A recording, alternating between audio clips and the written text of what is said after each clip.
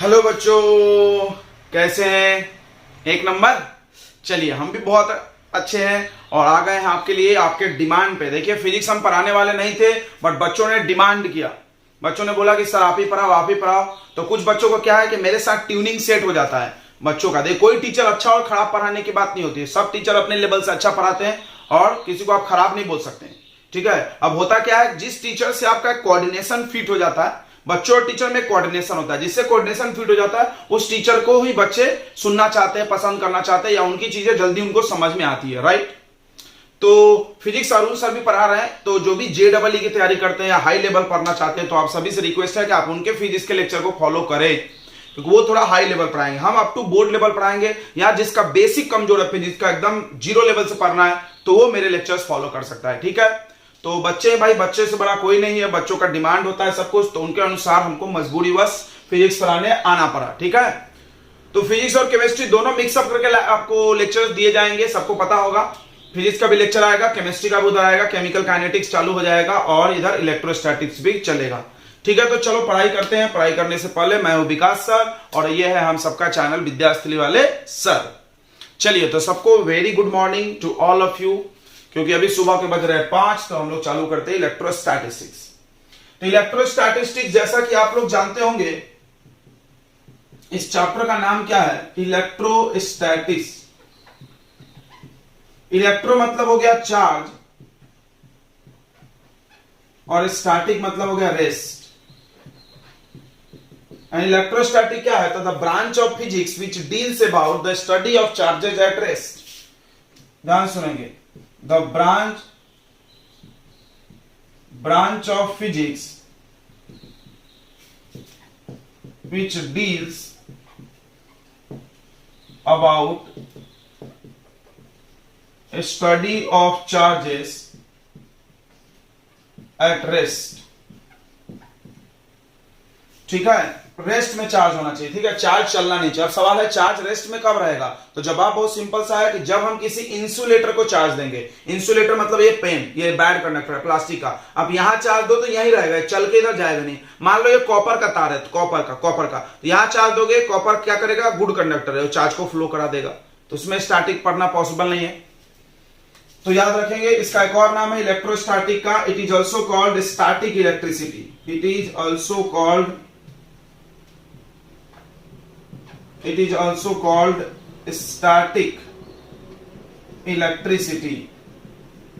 इसको static electricity भी बोलते हैं, रुका हुआ इलेक्ट्रिसिटी। एक और नाम है, या यही लिख लो, फ्रिक्शनल इलेक्ट्रिसिटी। फ्रिक्शनल इलेक्ट्रिसिटी मतलब फ्रिक्शन से उत्पन्न होने वाला इलेक्ट्रिसिटी। फ्रिक्शन से करोगे तभी ये उत्पन्न होगा, समझा? तभी ये उत्पन्न होगा, नहीं तो नहीं होगा। यहां पे कारण हम बता दे रहे हैं, बिकॉज it appears by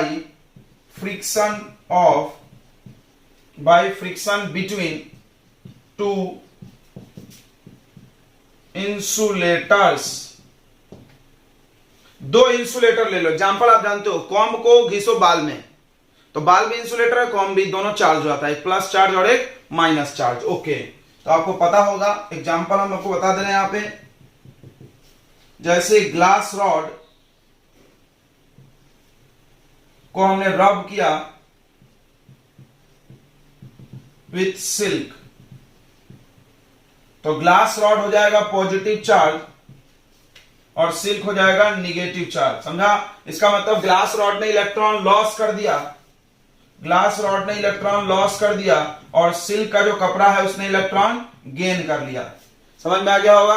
क्या होता है जब हम दो ऑब्जेक्ट को घिसते हैं ऐसे, तो क्या होता है? हीट प्रोड्यूस होता है, और heat is a form of energy, और सबको पता है कि एनर्जी चाहिए इलेक्ट्रॉन निकालने के लिए। तो अब क्या होगा? दोनों को एनर्जी मिला। अब जिसका इलेक्ट्रॉन वीकली बंधा हुआ है, वीक बाउंडेड है, कमजोर बंधा हुआ है, तो वो क्या करेगा? इलेक्ट्रॉन को अपना लॉस कर देगा। और जिसका इलेक्ट्रॉन स्ट्रांगली बाउंडेड है, वो क्या करेगा? इलेक्ट्रॉन को गेन करेगा। क्लियर हो गया? तो इस तरह से एक ऑब्जेक्ट पे प्लस चार्ज आएगा और एक पे क्या आ जाएगा? Minus charge. Okay, get it? Yes sir. तो चलो आगे बढ़ते हैं। अब बात करते हैं चार्ज की। चार्ज, चार्ज का ऐसे प्रॉपर कोई डेफिनेशन नहीं है, तुम इसको ऐसा बोल सकते हो, it is property of object, intrinsic property. देखो इट इज इंट्रिंसिक, इंट्रिंसिक मतलब अंदर, अंदर का, जो एटम के बनावट पे डिपेंड करे। इंट्रिंसिक प्रॉपर्टीज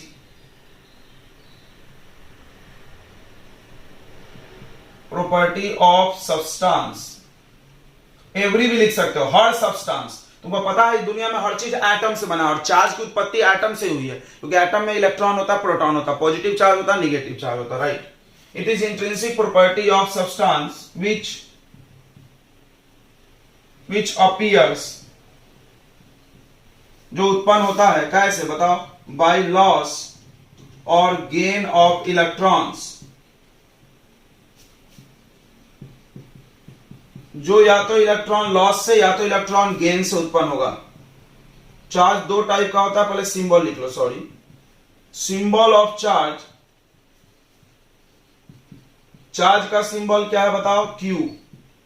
SI यूनिट बताओ, SI unit of charge, SI unit of charge, charge का ऐसा यूनिट है, C कैपिटल होता है कूलम। क्यों भाई, तो कूलम नामक साइंटिस्ट ने चार्ज पे बहुत ज्यादा खोज किया था इसीलिए।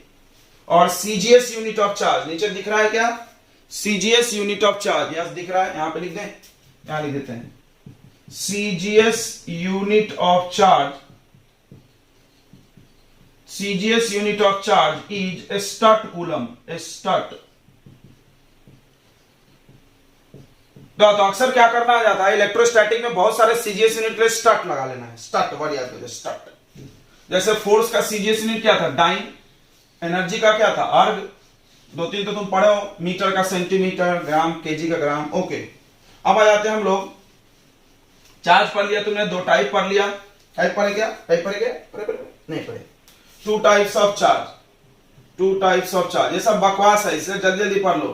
टू टाइप्स ऑफ चार्ज, जिसको ये सब आता है वो क्या करेगा, देखो ये पहला लेक्चर बहुत सारे लोग देख चुके होंगे बहुत सारे जगह से, क्योंकि इतने दिन घर पे बैठे हैं, तो तुम क्या करो, इसको 2x के स्पीड में देख जाओ, या 1.75 के स्पीड में, स्पीड बढ़ा के देख लो, नोट्स ले लो, हो सकता है नोट्स हम बेटर दे रहे हो, ठीक है, तो नोट्स ले लो, 2x के स्पीड में देख लो, 1.75 का स्पीड, स्पीड बढ़ाने आता होगा आपको, तो देख के आगे बढ़ जाओ, अगले लेक्चर में चले जाओ, ठीक है, ओके। तो टू टाइप्स ऑफ चार्ज, दो टाइप चार्ज का होता है, एक पॉजिटिव चार्ज, पॉजिटिव चार्ज सबको पता है लॉस ऑफ इलेक्ट्रॉन से आता है, और दूसरा होता है निगेटिव चार्ज, जो कि आता है गेन ऑफ इलेक्ट्रॉन से।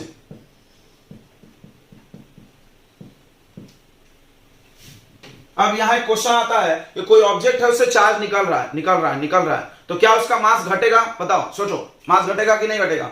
तो जवाब है कि अगर तुम थोड़ा सा इलेक्ट्रॉन निकालोगे, यानी लाखों करोड़ों, तो नहीं घटेगा, चेंज पता ही नहीं चलेगा। We can not measure that small change, उतना कम चेंज नापने का इस दुनिया में कोई डिवाइस नहीं बना है, कोई तराजू नहीं बना जिसपे तुम तौल सको। लेकिन अगर बहुत सारे इलेक्ट्रॉन निकाल लिए गए, देखो इलेक्ट्रॉन का मास सबको पता होगा, पता है क्या तुमको, मास ऑफ इलेक्ट्रॉन कितना होता है, 9.1 इंटू 10 का पावर -31 kg। अगर बहुत सारे इलेक्ट्रॉन निकाले गए, मतलब बहुत ज्यादा, 10 का पावर 20 30 से ज्यादा, तब जाकर के उसके मास में स्लाइड डिक्रीज तुमको फील होगा। वी कैन मेजर देम, तब हम उसको नाप सकते हैं, ठीक है। ध्यान रखना इस बात को, किसी भी वस्तु से इलेक्ट्रॉन निकाला जाए और डाला जाए लार्ज नंबर में, तो उसका मास चेंज होता है, और इलेक्ट्रॉन निकालेंगे तो मास घटेगा, और इलेक्ट्रॉन डालेंगे तो मास बढ़ेगा, ओके। ये चीज आप नोट करके कहीं भी लिख लेना। और जब हम लोग बात करते हैं methods of charging, methods of charging यानी चार्ज उत्पन्न करने के तरीके, चार्ज कैसे आता है किसी वस्तु पे, स्टैटिक चार्ज, स्टैटिक चार्ज के बारे में हम लोग पढ़ रहे हैं बस, मूविंग चार्ज नहीं। मूविंग चार्ज तो तुम्हारे प्लग से भी आता है, प्लग में लगा दो टीवी चालू हो गया, कैसे, वायर में करंट दौड़ गया, that is called electric current, not static electricity, रुका हुआ नहीं, चलता हुआ चार्ज हो। तो रुका हुआ चार्ज लाने का दो तरीका, पहला by friction, by friction, by friction, ठीक है। इसमें कुछ समझाना नहीं है ना, आगे बढ़ जाए, एग्जाम्पल बस लिख लो। एग्जाम्पल क्या अभी बताते हैं, ग्लास रॉड है, इसको रब करो ऑन सिल्क, एक एग्जांपल बस याद कर जाओ, सिल्क क्लॉथ। तो ग्लास रॉड हो जाएगा पॉजिटिव चार्ज और सिल्क हो जाएगा negative. Why because one substance loss electron, another gain electron. अब बच्चा पूछ दिया हमको कैसे पता चलेगा? भाई ये कोई तरीका नहीं है, इसका कोई तरीका नहीं बना है कि कैसे पता चलेगा तुम किसका इलेक्ट्रॉन ज्यादा। ये कोई आइटम तो है नहीं कि तुम बता दोगे सोडियम का साइज छोटा है, कैल्शियम का बड़ा है, तो बड़ा वाला लॉस करेगा, छोटा वाला गेन। ऐसा नहीं बता सकते यहाँ पे, ऐसा नहीं भाई, ये सब्सटेंस है पूरा का पूरा। तो यहां पर तुमको एक एग्जांपल लर्न करना पड़ेगा। हाँ, चार्ज को नाप सकते हैं हमने क्या करना है, घिसना है दो चीज को, घिसे। अब हम पता कर सकते हैं कि घिसने के बाद किस पे प्लस किस पे माइनस, उसके बाद अपनी कहानी बना लेंगे। मान लो ये प्लस आ गया तो हम बोलेंगे इसने लॉस कर दिया, मान लो बाद में निगेटिव आया तो हम बोलेंगे gain. You can do that, you can not detect, मतलब before rubbing you can not detect. यार रब करने के बाद तुम एक बार पढ़ लो फिर समझ में आएगा। ओके, समझ गया होगा मेरी बात। चलिए तो आप इसलिए एग्जांपल याद कर लो। बाय फ्रिक्शन कैसे वाई, तो लिख लो यहां पे कि फ्रिक्शन प्रोड्यूस हीट एनर्जी। ठीक है, friction produce heat energy which remove electron from one substance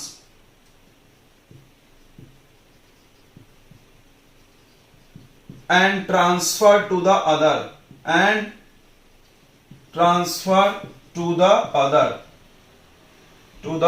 substance। समझिए क्या होगा? एक से इलेक्ट्रॉन निकाल लेगा, दूसरे को दे देगा, तो जिससे निकला हो निगेटिव चार्ज, सॉरी पॉजिटिव, जिससे निकला हो कैसा हो जाएगा पॉजिटिव, और जिससे मिला हो निगेटिव। बहुत सिंपल है। जैसे हमारे पास दो सब्सटेंस है, ग्लास रॉड है और ये सिल्क है, इसको हमने रब किया तो इस पे प्लस चार्ज आ गया। क्यों भाई? इसका इलेक्ट्रॉन इसमें चला गया और इस पे कैसा चार्ज आ गया, negative. Okay, get it? Yes. दूसरा तरीका बहुत इंटरेस्टिंग है, ध्यान से सुनेंगे। चार्ज, स्टैटिक चार्ज लाने का दूसरा तरीका होता है बाय इंडक्शन। अब इंडक्शन क्या होता है भाई? इंडक्शन चूल्हा सुने होगे तुमने वैसा कुछ इंडक्शन। तो इंडक्शन मतलब होता है, ध्यान सुनेंगे, कि मेरे पास एक अनचार्ज ऑब्जेक्ट है। बहुत आसानी से ध्यान सुनेंगे। अनचार्ज ऑब्जेक्ट है, इसको हमने जमीन से अलग रखना है, इंसुलेटिंग बेस होना चाहिए।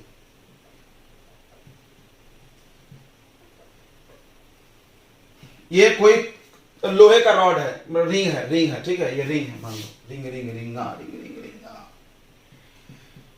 लेकिन इसको जमीन में टच नहीं करें क्योंकि चार्ज जमीन में फ्लो होता है। इसके पास हम एक चार्ज ऑब्जेक्ट लेके आए, प्लस चार्ज लाए तो माइनस भी ला सकते थे।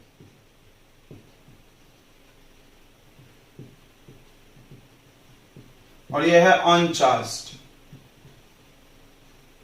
तो इसके पास ला रहे हैं, ठीक है, चार्ज ऑब्जेक्ट, अनचार्ज ऑब्जेक्ट। तो क्या होगा, ध्यान से समझना पूरी कहानी। इस दुनिया में हर वस्तु के अंदर इलेक्ट्रॉन्स हैं पहले से, राइट? यानी माइनस चार्ज है, प्लस चार्ज है। ये बात तो सभी लोग सहमत हैं? यस, सहमत हैं। तो अब चलो, इसके अंदर भी निगेटिव चार्ज है, पॉजिटिव चार्ज है। जब इस पॉजिटिव चार्ज को इसके बहुत क्लोज लाके रख दोगे, ध्यान समझना, जब इस पॉजिटिव चार्ज को इसके बहुत क्लोज लाके रख दोगे, चिपकाना नहीं है, देखो चिपकाना नहीं है। कोई बोला क्यों सर? क्योंकि अगर तुम चिपका दोगे तो इसका प्लस डायरेक्ट इसमें चला जाएगा, फ्लो होके चला जाएगा। फ्लो कराना है, चैप्टर का नाम पढ़ लो, स्टैटिक, रुका हुआ। फ्लो मत करा देना, फ्लो नहीं करा देना। चार्ज उत्पन्न करने का एक और तरीका है, बाई कंडक्शन, फ्लो करा के। भाई तो फ्लो वाला तो यहां पढ़ नहीं सकते हैं, दो ये एक और है, लेकिन हम लोगों नहीं पढ़ेंगे चैप्टर में। अब यहां थोड़ा दूर बना के रखो। इसने क्या किया, इसके अंदर के जो निगेटिव चार्ज है उसको अपनी तरफ अट्रैक्ट कर लिया। रिंग पे जितना निगेटिव हो इधर आ जाएगा, पॉजिटिव को धकेल के किधर कर दिया, दूसरी तरफ। इसको ऐसे बनाए रखो, इसको ऐसे टच करके रखो, और इसको कर दो ग्राउंड, अर्थिंग कर दो। अर्थिंग समझता होगा? तो सबको पता है चार्ज में फ्लो क्या होता है, प्लस चार्ज की माइनस चार्ज, इलेक्ट्रॉन की प्रोटॉन। तो जवाब है इलेक्ट्रॉन। तो जमीन से इलेक्ट्रॉन आ जाएगा। देखो जमीन बहुत बड़ा है, इसमें ढेर सारे इलेक्ट्रॉन है, तो इलेक्ट्रॉन आएगा और इलेक्ट्रॉन क्या करेगा, सारे प्लस चार्ज को न्यूट्रलाइज कर देगा। ध्यान से समझना।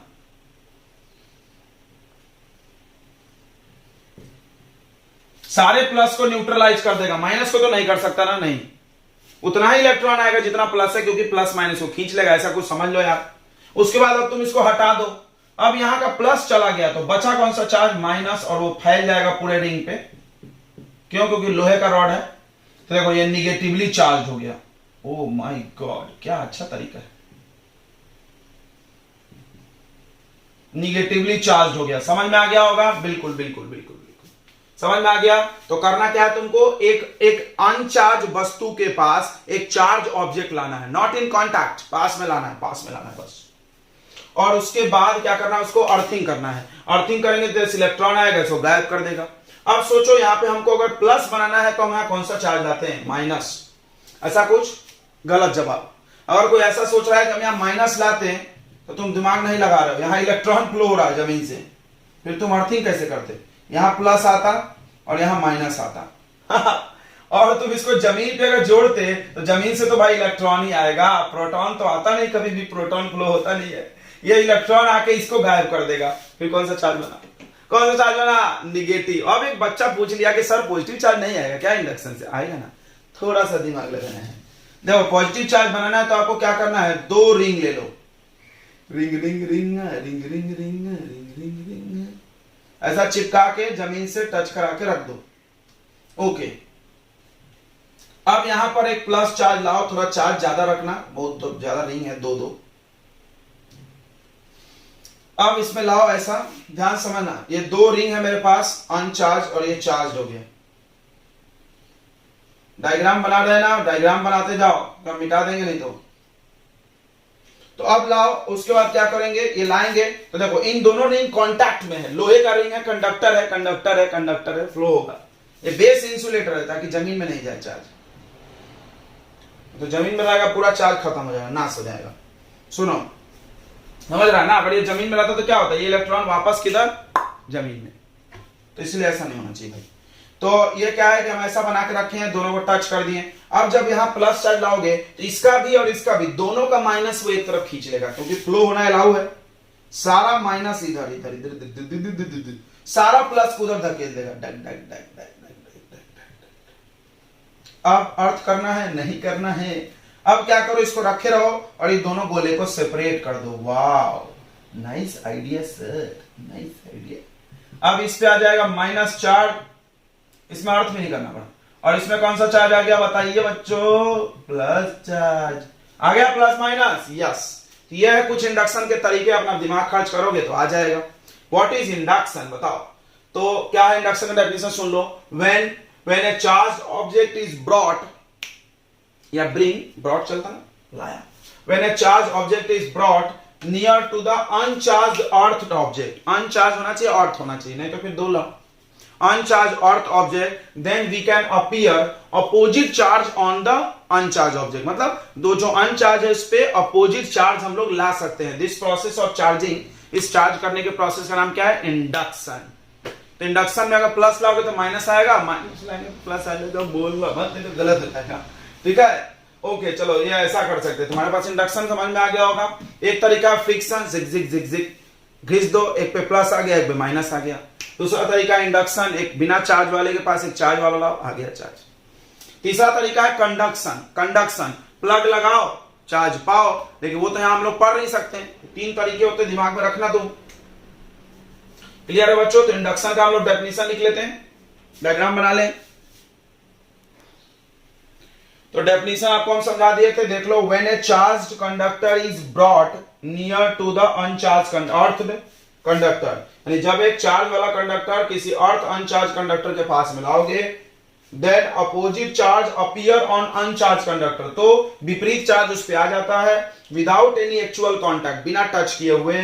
This process of charging is called electrostatic induction, इसका नाम इलेक्ट्रोस्टैटिक इंडक्शन होगा, चार्जेज अभी भी रेस्ट में है, ठीक है। चलो, तो ये 2 तरीके हो गए चार्ज लाने के, क्लियर हो गया होगा। तो why electrostatic is called frictional electricity, समझ गया होगा, because it appears by friction between 2 insulating objects. Okay, next is properties of charge. Properties of charge से कभी कभी ऑब्जेक्टिव आ जाता है। प्रॉपर्टीज ऑफ चार्ज, चार्ज के क्या प्रॉपर्टी होते हैं, 3 प्रॉपर्टी होता है। पहला होता है एडिटिव, दूसरा होता है क्वांटाइजेशन, और तीसरा होता है कंजर्व। तीसरा होता है कंजर्व, ठीक है। चलो अब हम लोग एक एक करके पढ़ लेते हैं। पहला एडिटिव। एडिटिव मतलब चार्ज को हम लोग इजीली ऐड कर सकते हैं बाय यूजिंग नॉर्मल मैथमेटिक्स। देखो क्यों? Because charge is a scalar quantity. पहला डायलॉग ये लिखो, charge is a scalar quantity. Charge एक स्केलर क्वांटिटी है, so it can be added या subtracted by using normal mathematics, normal algebra।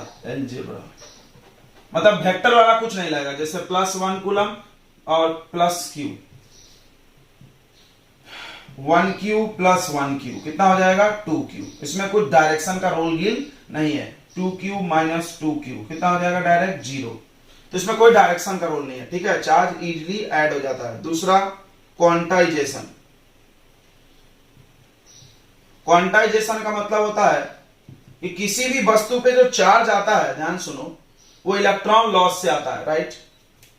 तो एक इलेक्ट्रॉन पे कितना चार्ज होता है? एक इलेक्ट्रॉन पे चार्ज होता है 1.6 × 10⁻⁻19 कूलम। निगेटिव में माइनस निगेटिव इतना चार्ज, मैग्नीट्यूड यही है, वैल्यू इतना ही है एक इलेक्ट्रॉन पे। तो जब एक इलेक्ट्रॉन लॉस किया तो कितना चार्ज आएगा उस पर? 1e। 2 किया तो 2e, 3 किया तो 3e। यानी चार्ज हमेशा e के इंटीजर मल्टीपल में आएगा। चार्ज कभी हाफ e नहीं हो सकता, आधा इलेक्ट्रॉन नहीं निकल सकता, क्योंकि अभी तक जितने भी पार्टिकल खोजे गए हैं उसमें सबसे छोटा पार्टिकल कौन है? इलेक्ट्रॉन। तो इलेक्ट्रॉन का छोटे टुकड़े तो नहीं कर सकते ना। क्या नाम दोगे? अगर तुम मान लो इलेक्ट्रॉन को तोड़ दिए तो नाम क्या दोगे?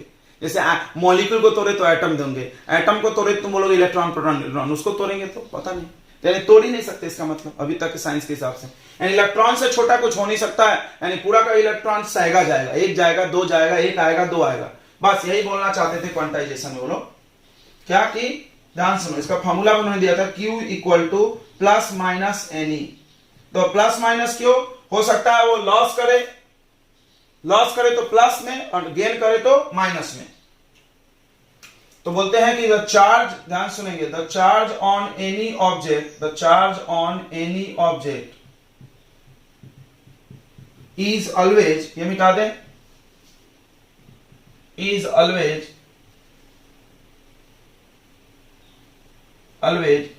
इंटीग्रल मतलब इंटीजर मल्टीपल ऑफ ई मतलब मिनिमम चार्ज। ये सबसे मिनिमम चार्ज है, या चार्ज ऑन 1 इलेक्ट्रॉन।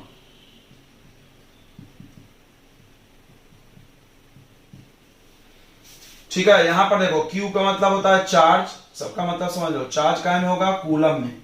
N क्या है? नंबर ऑफ इलेक्ट्रॉन्स, कितना तुमने ट्रांसफर किया या गेन किया, लॉस्ट या गेन। और E का वैल्यू फिक्स है 1.6 × 10⁻⁻19 कूलम।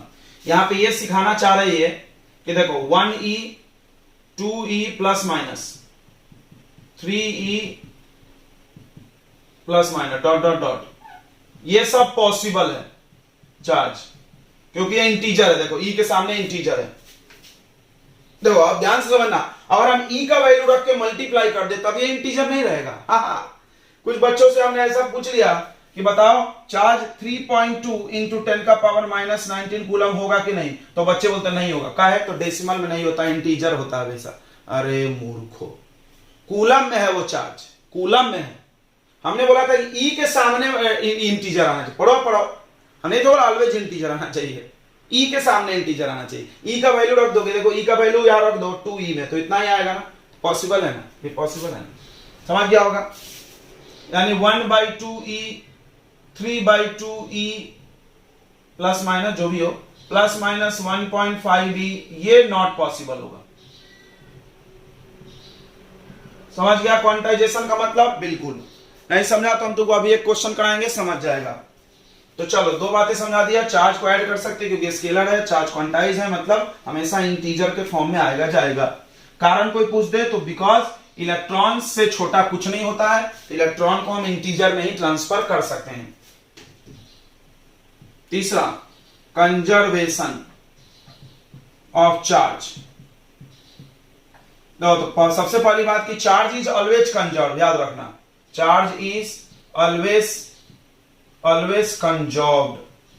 तुमको ये तो पता होगा कि चार्ज हम बना नहीं रहे, मिटा नहीं रहे। देखो एटम होता है, इलेक्ट्रॉन प्रोटॉन होते हैं इसके अंदर। तुम करते क्या हो, एक ऑब्जेक्ट का इलेक्ट्रॉन निकाल के दूसरे में डालते हो, क्या तुमने इलेक्ट्रॉन बनाया? नहीं। तो हम लोग चार्ज बना नहीं सकते, मिटा नहीं सकते, जो ब्रह्मांड में पहले से उसी को इधर उधर घुमा सकते हैं। Charge is always conserve. क्या? तो charge can neither be created not destroyed. आप लोग लिख लोगे ना इसका स्टेटमेंट, हम छोड़ दे रहे हैं। Charge can neither be created not destroyed, it can only transfer from one object to another object. लिख लो यार, क्या बोलेंगे इसमें? चार्ज को हम क्रिएट नहीं कर सकते, डिस्ट्रॉय नहीं कर सकते, सिर्फ हम ट्रांसफर कर सकते हैं। यानी चार्ज हमेशा कंजर्व रहता है। ठीक है, ओके। तो हम लोग कुछ इस पे क्वेश्चन कर लेते हैं। ठीक है बच्चों, एक आधा क्वेश्चन करेंगे। देखो क्वेश्चन करने से दिमाग खुलता है। एक चीज और है, हम लोग चार्ज और मास में डिफरेंस लिख लेना। चार्ज और मास में डिफरेंस फटाफट। देखो थ्योरी के हिसाब से हम पढ़ा रहे थे, पूरा थ्योरी पढ़ाएंगे। चार्ज और मास के हिसाब से डिफरेंस। तो चार्ज क्या है भाई? तो चार्ज ये जो होगा, चार्ज जो होगा वो पॉजिटिव हो सकता है, निगेटिव हो सकता है एंड जीरो भी हो सकता है, पॉसिबल है। मास ओनली पॉजिटिव, पॉजिटिव होगा, निगेटिव भी नहीं हो सकता, जीरो भी नहीं हो सकता। हर वस्तु में लगभग मास ही है। चलो दूसरा एसआई यूनिट देख लो। SI unit of charge. Charge का एसआई यूनिट क्या है बताओ? Coulomb, coulomb C. और इसका एसआई यूनिट क्या है बताओ? एसआई यूनिट क्या है बताओ? एसआई यूनिट ऑफ मास। अच्छे से लिखना, आप बोर्ड वाले अच्छे से लिखेंगे, केजी, केजी। तीसरा लिख लो CGS unit, CGS unit of charge. बताओ चार्ज का सीजीएस यूनिट क्या होगा? Statcoulomb, statcoulomb. और CGS unit of mass gram, CGS unit of mass, CGS समझता है ना, सेंटीमीटर ग्राम सेकेंड यूनिट। चौथा, ये ऑलवेज कंजर्व्ड है। और देखो अब एक बात हम गलत करने वाले हैं। आइंस्टीन नामक साइंटिस्ट ने ना law of conservation of mass को गलत कर दिया था। And mass is not always conserve, not always conserved.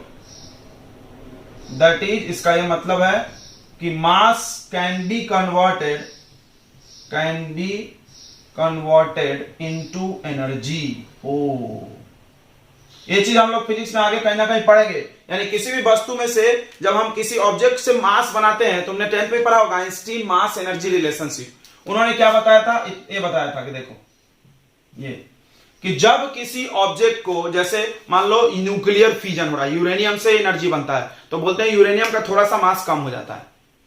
यानी जब कोई मास को हम एनर्जी में बनाएंगे तो वो बन जाएगा, तो मास एनर्जी में कन्वर्ट हो गया, तो कहां से कांस्टेंट रहेगा? नहीं रहेगा। ठीक है, उसके बाद देखो force between charges is attractive और रिपल्सिव।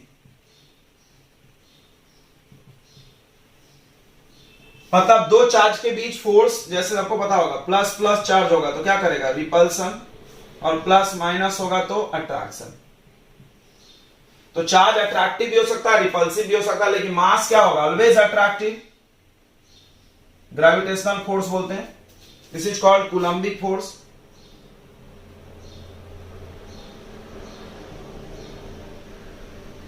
कूलम्बिक फोर्स या इलेक्ट्रोस्टैटिक फोर्स, इसका नाम है इलेक्ट्रोस्टैटिक फोर्स या कूलम्बिक फोर्स, इसका नाम है gravitational force. Force between two masses is always, force between two masses is always attractive, हमेशा अट्रैक्टिव होगा। कॉल्ड, सबको पता होगा ना, दो मास एक दूसरे को खींचती है फोर्स से। कितना फोर्स लगता है? ग्रेविटेशनल फोर्स का नाम है F बराबर G m1 m2 by r square. सबने 11th में पढ़ के आए हैं। यहां पर कितना फोर्स लगता है ये भी जान लो। यहां पर लगता है K Q1 Q2 by r square. ओ सेम ही है। ये अट्रैक्टिव भी हो सकता है, रिपल्सिव भी, इसमें ऑलवेज अट्रैक्टिव है। कॉल्ड, क्या बोलते हैं इस फोर्स को? कॉल्ड फोर्स इज कॉल्ड, क्या लिखा यहाँ पे? दिस इज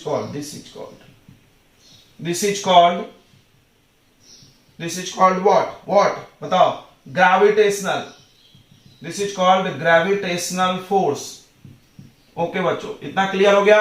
एक पॉइंट और लिखेंगे और खत्म करेंगे इस डिफरेंस को। बहुत इंपॉर्टेंट, जबरदस्त पॉइंट है, जबरदस्त जबरदस्त जबरदस्त। क्या है अगला पॉइंट? देखेंगे कि charge do not changes with velocity. इसको समझना, मतलब कोई ऑब्जेक्ट है, उस पे 1 कूलम चार्ज है और वो चलने लगा तो 1 ही कूलम रहेगा। कितने भी स्पीड से चला दो उसको नहीं बदलेगा, मास सर बदल जाएगा। कभी सुना नहीं होगा तुमने, लेकिन अब सुनो। The mass increases with velocity. Mass बढ़ जाएगा वेलोसिटी से। याद रखना, मास का फॉर्मूला एक दिया था इन्होंने, आइंस्टीन ने। m equal to m not divided by under root 1 minus v square divided by c square. v है वेलोसिटी ऑफ ऑब्जेक्ट, कोई ऑब्जेक्ट v वेलोसिटी चल रहा है, और c है स्पीड ऑफ लाइट, पता ही होगा ना, 3 इंटू 10 का पावर 8 मीटर पर सेकेंड। और कोई ऑब्जेक्ट बहुत फास्ट चलेगा तो किसी भी ऑब्जेक्ट का m नॉट है रेस्ट मास। यानी अगर कोई ऑब्जेक्ट रेस्ट में है तो उसका मास m नॉट है। जब वो चलने लगे v वेलोसिटी से तो उसका मास इतना होगा। तुम यहां पे वेलोसिटी रखो, इसको सॉल्व करो, you will get some difference. ये किसने बोला था? सब आइंस्टीन ने कार्य करके गए हैं। जितना लॉ था सबको बिगाड़ के चले गए थे आइंस्टीन। हम लोग बचपन से पढ़ रहे हैं mass is conserve. Mass conserve होता है, क्रिएट नहीं होता, डिस्ट्रॉय नहीं। अबे पगलू, कहां कंजर्व होता है? नॉट ऑलवेज कंजर्व, हमेशा कंजर्व नहीं होता है। वहां कंजर्व होगा जहां एनर्जी नहीं बन रहा है, मास से एनर्जी नहीं बन रहा है। लेकिन कहीं पे मास से एनर्जी बन रहा है, तुम लकड़ी जला के एनर्जी बना रहे हो, हीट लाइट, तो उसमें थोड़ा सा मास कम होगा, बहुत कम, थोड़ा सा होगा लेकिन होगा। यूरेनियम को ऐसा फोड़ के तुम न्यूक्लियर रिएक्शन करा रहे हो तो भी होगा। चलो, तो ये डिफरेंस था, तुम फटाक से छाप लो यार, पूरा थ्योरी है, इसमें कुछ ज्यादा कॉन्सेप्ट है नहीं, क्या समझना है इसमें। चलो अब हम लोग कुछ क्वेश्चन लेके आ गए हैं। क्वेश्चन क्या है? बहुत सिंपल सा क्वेश्चन है, देखेंगे, लेकिन बहुत कॉन्सेप्ट क्लियर करेगा तुम्हारा। तो पहला क्वेश्चन है कि एन ऑब्जेक्ट, ध्यान सुनेंगे, an object losses 10 to the power 9 electrons per second.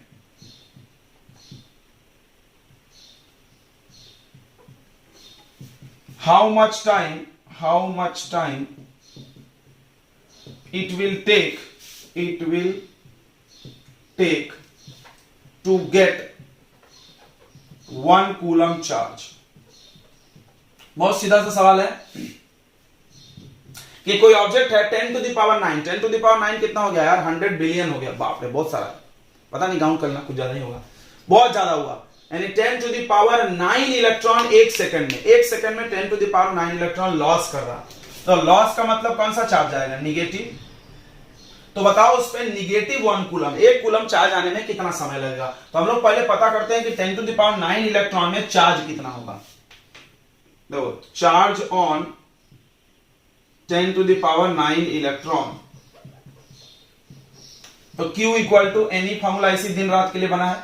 Loss है तो साइन लगा लो, माइनस। ठीक है, ये ध्यान रखना है, माइनस प्लस लॉस गेन पर के लगाना है, उसके लिए कोई नियम कानून नहीं है। तो n 10 to the power 9, sign को रहने दे, क्या बाद में लगा देंगे। E का वैल्यू फिक्स है 1.6 इंटू 10 का पावर माइनस 19 में से 9 माइनस हो गया, 1.6 इंटू 10 का पावर माइनस 10 कूलम। इतना चार्ज आ रहा है 1 सेकंड में। अब तुम सोचो, ये तो तुम बचपन से पढ़ोगे, 1 सेकंड में इतना, तो टोटल 1 कूलम के लिए कितना time? Divide time taken for 1 coulomb, total 1 coulomb. तो क्या करेंगे? टाइम कैसे निकलेगा? टोटल चार्ज, बहुत सिंपल है यार, कोई भी चीज यूनिटरी मेथड है सब। एक का पता है, टोटल का मतलब नंबर चाहिए, और यहां पे टोटल चार्ज, और यहां पे रखेंगे चार्ज इन 1 सेकंड। 1 सेकंड में जितना चार्ज है, टोटल चार्ज 1 है, 1.6 इंटू 10 का पावर माइनस 19, सॉरी माइनस 10, ये ऊपर चला गया, ये हो गया 10 का पावर प्लस 10, हाँ बराबर, और ये हो गया 1.6, इसका डेसिमल हटा दो 10 हो जाएगा, इसको डिवाइड कर लेना, एक कैरी ले लो यहां से, यह जाएगा 6.25, समझ रहा है, ये 100 बना लेना तो 10 का पावर 9 सेकेंड, 6.25 इंटू 10 का पावर 9 सेकेंड। ठीक है बच्चों, देख लो एक बार, सही है। अब तुमको ये फील नहीं हो रहा होगा, हम तुमको फील कराते हैं। इस टाइम को ना तुम ईयर में बना दो, साल में, बहुत सारा सेकंड है, सेकंड में समझ लेना, तो हम ईयर में, देखो आंसर वही हो गया, इसको ईयर बनाते हैं। देखो तो सेकंड छोटा है, उससे बड़ा है, सेकंड को बनाएंगे हम लोग पहले आवर में, आवर में बनाएंगे, और आवर को बना देंगे मंथ, इसमें डेज में। तो हम इसको छोटे से बड़ा कर रहे हैं, तो 3600 से डिवाइड करो तो काम बदल गया आवर। ध्यान समझना, क्यों, एक सेकंड में 3600 सेकंड होता है, सॉरी एक आवर में, क्लियर है, छोटे से बड़ा करते तो डिवाइड, आवर में बन गया। उसके बाद हम क्या करें, आवर को बना दिया डे में, कैसे में डिवाइड करके 24, ओ एक दिन में 24 घंटे, और इसको बना रहे साल में, 365 से डिवाइड करो तो ये ईयर हो गया, क्लियर है। तो अब जब ये तुम डिवाइड करोगे तो लगभग लगभग, हम तो बता रहे एग्जैक्ट नहीं है, 200 साल। ओ माय गॉड, दिल बार्डन बार्डन हो गया, यस सर, मेरा तो दिमाग चकरा गया। हाँ यही फिजिक्स है, यानी अगर कोई वस्तु है, देखो चार्ज का एक कूलम बहुत बड़ा यूनिट है, बोल देना ऐसे मुंह से गुलगप्पा, 1 कूलम चार्ज, अबे देख लो, यानी अगर तुम 10 टू द पावर 9, थोड़ा 10 टू द पावर 9 को भी फील करते हैं, 100 करोड़, इसको ऐसा बोल सकते हैं, right, 100 crore electron, 100 crore electron अगर एक सेकंड में निकल रहा, ओ किसी वस्तु से 100 करोड़ एक सेकंड में निकल रहा इलेक्ट्रॉन, तो एक कूलम चार्ज बनाने को 200 साल लगेंगे। ओ माय गॉड, इलेक्ट्रॉन निकालते जाओ निकालते जाओ निकालते जाओ निकालते जाओ, 200 साल बाद इसमें एक कूलम चार्ज दिखेगा। इसका मतलब है कि coulomb is a very big unit. Yes sir, तो ये कूलम बनाने में तो बहुत समय लग रहा, यानी हम लोग छोटे छोटे यूनिट यूज करेंगे। यहां पे एक नोट लिख लो, इस सवाल में कॉन्सेप्ट सिखाया है, नोट, क्या नोट है कि coulomb is bigger unit of charge, so we use smaller units। मतलब ऐसा यूनिट तो कूलम है, लेकिन हम लोग छोटे छोटे यूज करेंगे, क्या यूज करेंगे, माइक्रो कूलम, तो 10 का पावर -6 कूलम। ओके, ये यूज होगा। जनरली क्वेश्चन में माइक्रो फाइक्रो दिखेगा, देखो क्या है भाई, कहीं कूलम इतना ज्यादा है, उसको लाने में इतना समय लगने वाला है कि बहुत समस्या हो जाएगी, आएगा नहीं। चलो इतना बात समझ में आ गया होगा, यस सर आ गया। चलो एक क्वेश्चन और करें, क्वेश्चन तो तुमको एक कॉन्सेप्ट सीखा, देखो यही अच्छी बात है, क्वेश्चन करो, कुछ सीखो और उसको लिखो, हाँ ये दिमाग में फिट होना चाहिए। क्या सीखा तुमने, coulomb is very big unit. तो नेक्स्ट क्वेश्चन करते हैं हम लोग। नेक्स्ट क्वेश्चन है कि मेरे पास, ध्यान से सुनना, बहुत अच्छे क्वेश्चन है, बहुत अच्छे, मतलब हमें नहीं बोल रहे कहीं आएगा, लेकिन ये तो अपना दिमाग क्लियर करने के लिए, अपने डेली लाइफ बहुत। हमारे पास, मतलब हमारे पास ये बोतल है इस बोतल में पानी है, बताओ इसमें कितना चार्ज है? क्या बात कर रहे हैं सर, चार्ज का है, 0 चार्ज, अरे पगला है ना, चार्ज है ना, कैसे है, इलेक्ट्रॉन है उतना ही प्रोटॉन है, चार्ज बताइए मेरे को सर, एक बोतल में पानी का कैसे चार्ज होता है, देखो हम बताते हैं, चलो चलो चलो। तो मान लो, देखो ध्यान सुनेंगे, हाउ मच चार्ज, क्वेश्चन देख लेते थोड़ा, how much charge, positive and negative दोनों बताना है, इज प्रेजेंट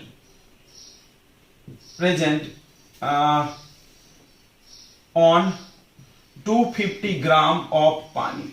ओ अच्छा सवाल है, 250 ग्राम पानी है मेरे पास, खैर मेरे पास तो बोतल में बड़ा सा था, पानी ज्यादा था, 1 लीटर था, थोड़ा सा पानी पी ले, प्यास लग गई। आप क्वेश्चन लिखो,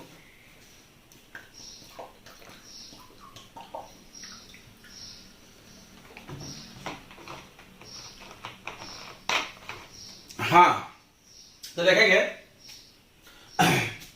250 ग्राम में पानी पी गए तो कितना चार्ज पी गए भाई कितना प्लस और माइनस, प्लस माइनस दोनों क्यों पूछे हमने, water is a neutral compound, water तो न्यूट्रल है, इस पे कोई चार्ज नहीं है, और चार्ज नहीं भी है तो इसके अंदर प्लस और माइनस दोनों है, और दोनों आपस में क्या इक्वल। ये चीज बचपन में सुने होंगे कि एटम के अंदर पॉजिटिव चार्ज होता है, निगेटिव चार्ज होता है, और दोनों आपस में हमेशा इक्वल होता है। ठीक है, चार्ज होता जरूर है। बहुत सिंपल सा सवाल है। चार्ज निकालने का तो एक ही फॉर्मूला है यार, Q equal to n e. Number बताओ, नंबर कितने इलेक्ट्रॉन है, तुमको ये पता करना होगा 250 ग्राम में कितने इलेक्ट्रॉन। ये 11 का कॉन्सेप्ट है। नंबर निकालने के लिए मोल कॉन्सेप्ट यूज होता है, यस याद रखना। तो देखो हम लोग पता कर रहे हैं पहले नंबर ऑफ इलेक्ट्रॉन्स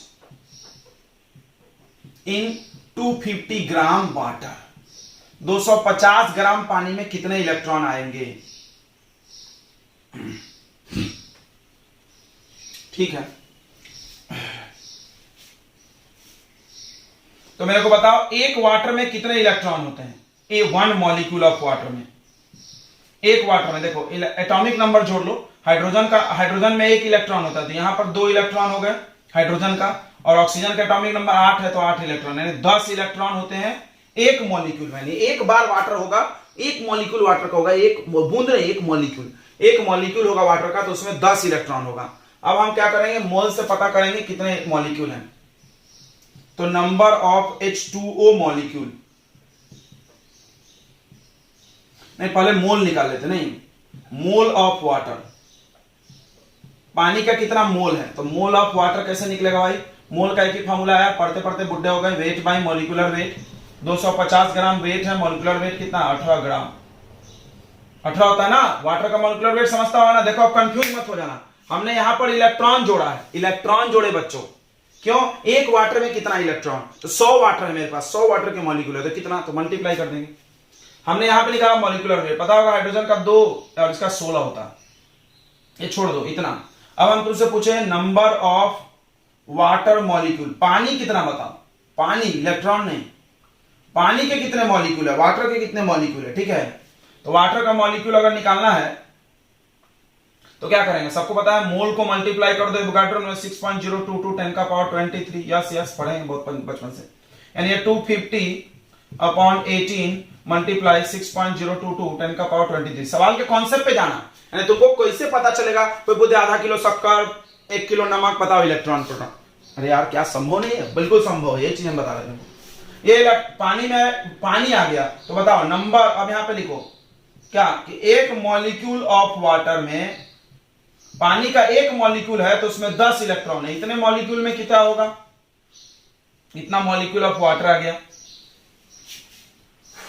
तो इसमें निकाल लो टोटल मॉलिक्यूल्स ऑफ वाटर या total number of electron, total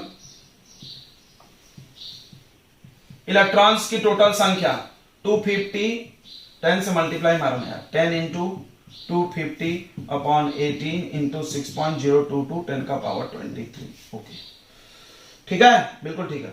अब बस तब तो बन गया, अब इसको यहां रख दो, हो गया। Q equal to n e, वो n है 2500 कर ले इसको 10 से मल्टीप्लाई करके, अभी थोड़ा सॉल्व करेंगे।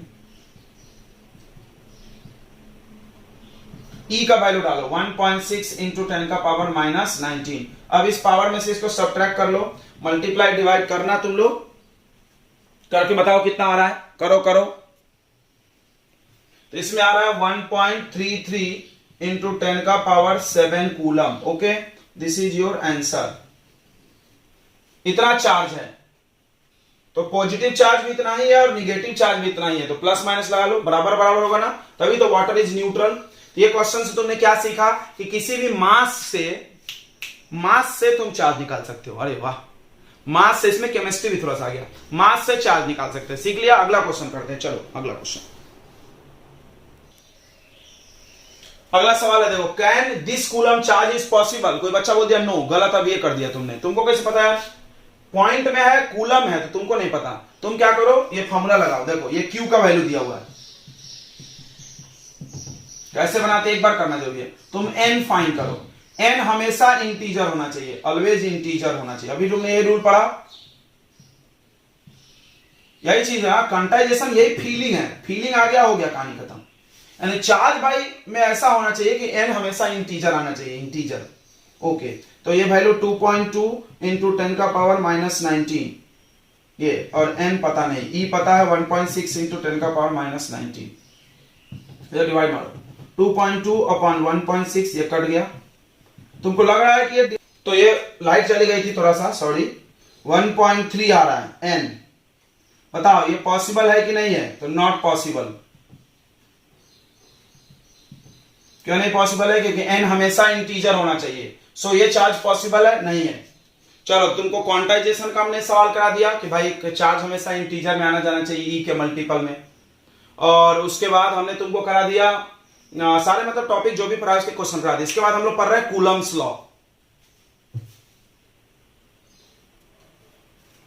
तो बच्चों अगले लेक्चर में कूलम्स लॉ लेके आए तो कोई दिक्कत है आपको? नहीं ना?